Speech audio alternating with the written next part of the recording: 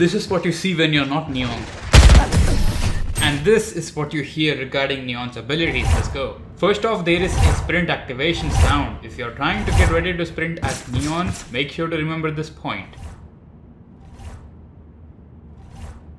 The radius of activation sound is small, but it is still enough to give away your position if you don't use it correctly. Also, the footstep sound when sprinting is different, but the radius of this sound is still the same. It's not changed compared to normal footsteps. Next, her stun. She has a small activation sound that you can hear when you throw.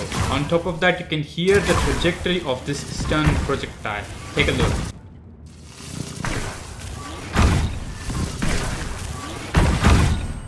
You can also hear the casting sound here represented.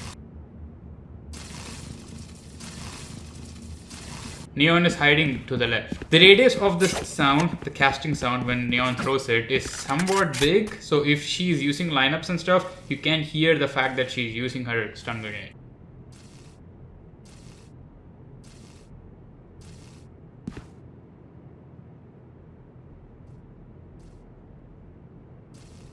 Her wall as well, there is a small casting sound, you can listen here, along with the wall sound of course. The sound that the wall makes is actually quite loud, it's not a silent wall like Viper's wall.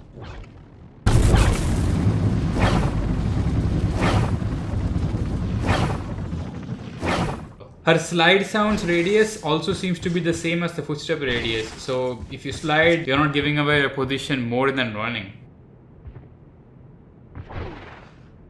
When you jump without shift, you usually make a sound cue. This is a mechanic of valorant. This sound cue is actually different for Neon if she is in her sprinting mode.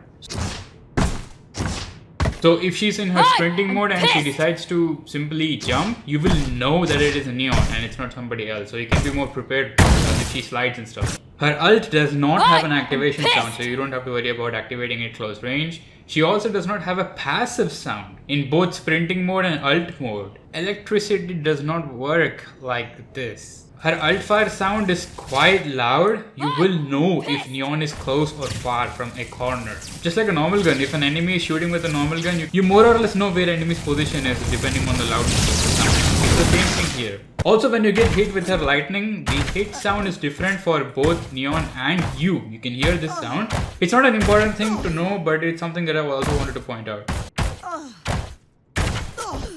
Also, when you swap to the ult, it's just like activating the ult. There is no sound with that as well. And yes, that's the enemy perspective on what sounds Neon gives away. I'll catch you all in the next one.